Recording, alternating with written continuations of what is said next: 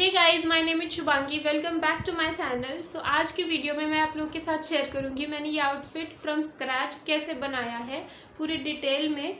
मैंने फैब्रिक कहाँ से लिया, कैसे सेलेक्ट की इसकी डिज़ाइन, और क्या क्या प्रॉब्लम्स आए मुझे ये आउटफिट बनाते वक्त। इसका इंस्पिरेशन कहाँ से आया, सब कुछ इस वीडियो में डिटेल में शेयर करूँगी। अगर आप लोगों को इस वीडियो में इंटरेस्ट है तो प्लीज़ कीप ऑन वॉचिंग।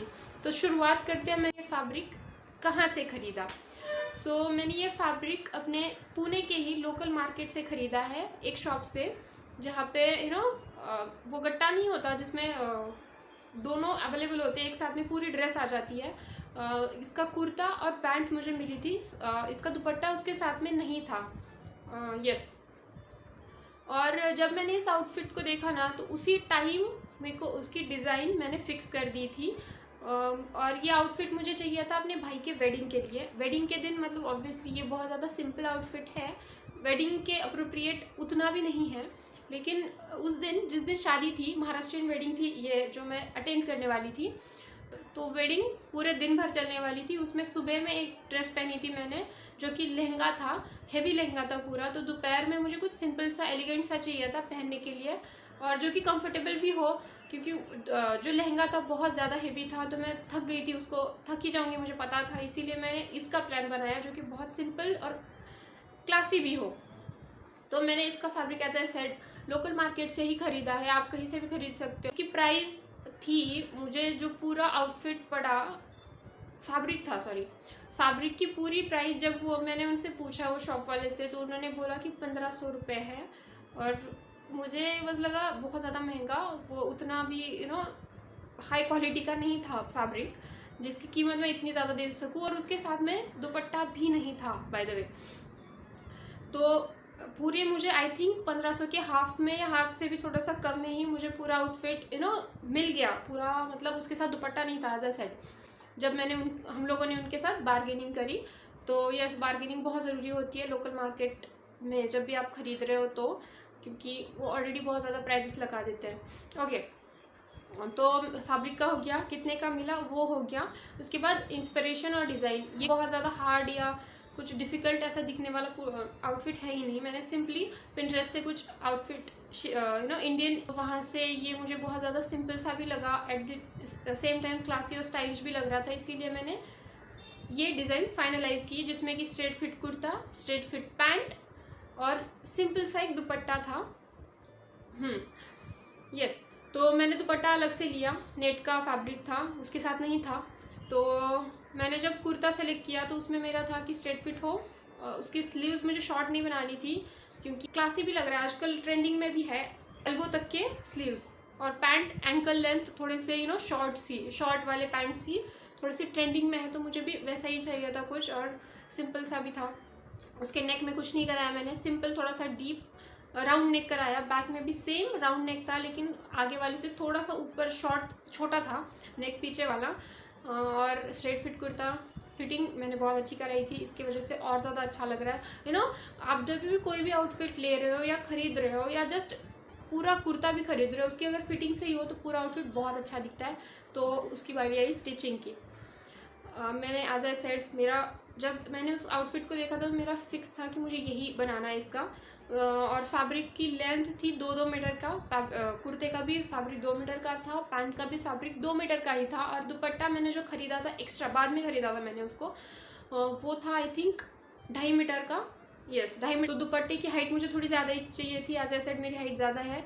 और मैं तो सजेस्ट करूँगी 2 से 2.5 मीटर से कम या ज़्यादा करना ही मत, क्योंकि this is the exact size या लेंथ जो कि सही होती है दुपट्टे के लिए। तो वो था 2.5 मीटर का। उसके बाद आई बारी स्टिचिंग की। तो ये पूरा आउटफिट मैंने खुद से स्टिच किया है। यस ये बहुत ज़्यादा बहुत अच्छा भी नहीं है, मुझे पता है, लेकिन फिर भी जैसा भी है अच्छा ही बना है। और मैं इसमें बहुत ज़्यादा प्रो नहीं हूँ, और मैंने आज तक कभी भी सिगरेट पैंट ट्राई नहीं की थी एक बार, लेकिन वो थोड़ी सी फिटिंग में प्रॉब्लम दे गई थी मुझे। और कॉटन का फैब्रिक था जो कि बहुत ही ज़्यादा टाइट हो गया बाद में धुलने के बाद में, और बहुत अच्छा क्वालिटी का फैब्रिक नहीं था, इसलिए हुआ होगा शायद। लेकिन इस बार बहुत अच्छा आया, और मैंने पूरे फैब्रिक में लाइनिंग लगाई है। पूरे फैब्रिक में पूरे आउटफिट में लाइनिंग लगाई है, जो कुर्ते में भी और पैंट में भी, क्योंकि वो कुर्ते का आप देख रहे हो उसमें थोड़ी सी शाइन है तो थोड़ा सा अंदर से चुभने वाला भी है थोड़ा सा।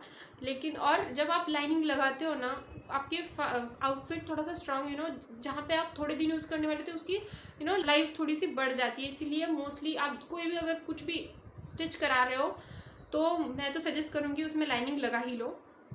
बहुत ज़्यादा महंगी नहीं होती है, लाइनिंग का कपड़ा बहुत ज़्यादा महंगा नहीं होता है। और मैंने जितना फैब्रिक कुर्ते का लिया था, पैंट का लिया था, उतना ही मैंने लाइनिंग का फैब्रिक लिया 2-2 मीटर, और पूरे में लगा दिया लाइनिंग। स्लीव्स में भी लगाई थी, आप चाहे तो स्क्रिप कर सकते हो। यस। और दुपट्टा उसके साथ में मैंने लटकन खरीदे थे 4।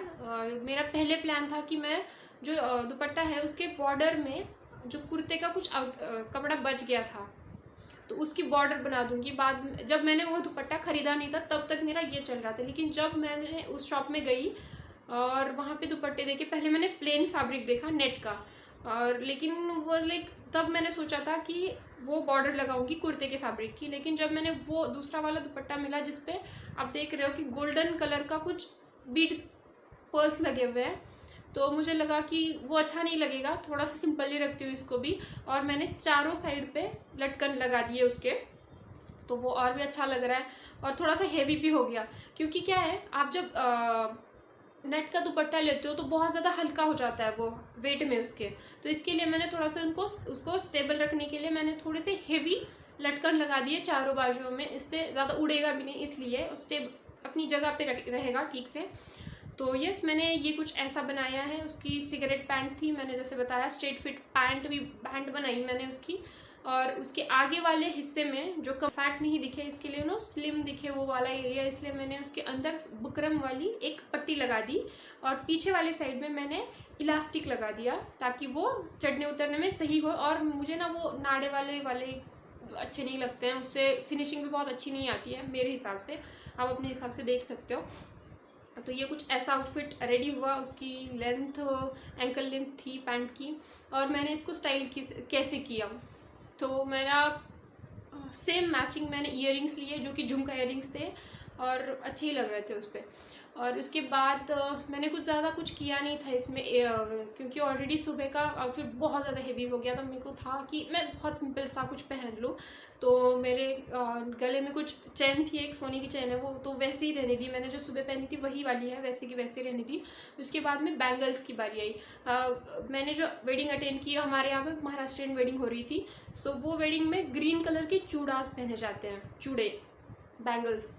तो उसके अंदर मैंने गोल्डन कलर का, क्योंकि वो पूरे आउटफिट में थोड़ा सा गोल्डन टच था, इसके लिए पूरी ज्वेलरी तो गोल्डन ही चाहिए थी मुझे, उसके लिए मैंने उसमें गोल्डन कलर के बैंगल्स ऐड कर दिए थोड़ा सा हेवी लुक लाने के लिए। और उसके बाद तो कुछ नहीं किया मैंने। और चप्पल पहनी जो कि रोज़ गोल्ड कलर की है, फ्लैट चप्पलें, सैंडल्स सॉरी।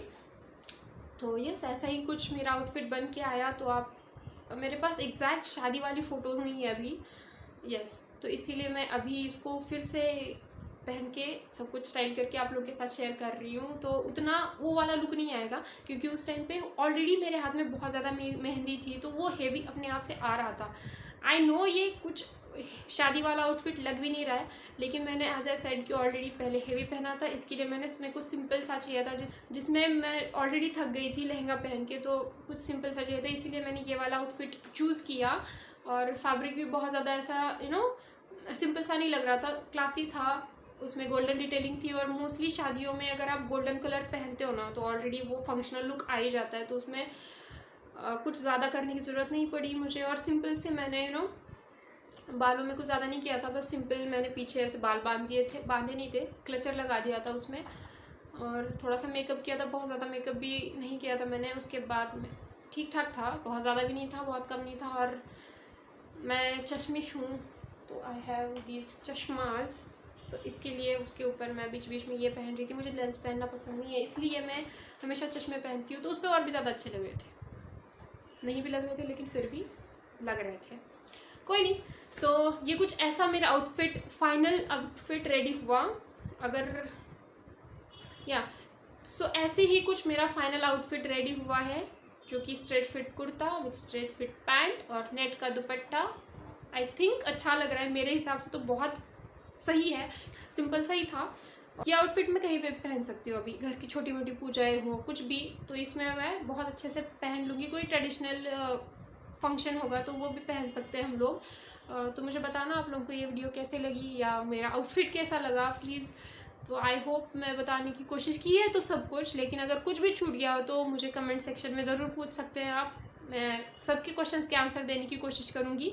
और अगर आप क्या ऐसे ही वीडियोज़ और देखना चाहते हो ये भी बता देना, क्योंकि मैं ऐसे ही और भी बहुत बनाने का प्लान बना रही हूँ। लेकिन अगर आप लोगों को अच्छा लगे हो तो प्लीज़ इसको लाइक कीजिएगा, शेयर कीजिएगा और चैनल को सब्सक्राइब कीजिएगा। मिलते हैं अगले वीडियो में, तब तक बाय बाय।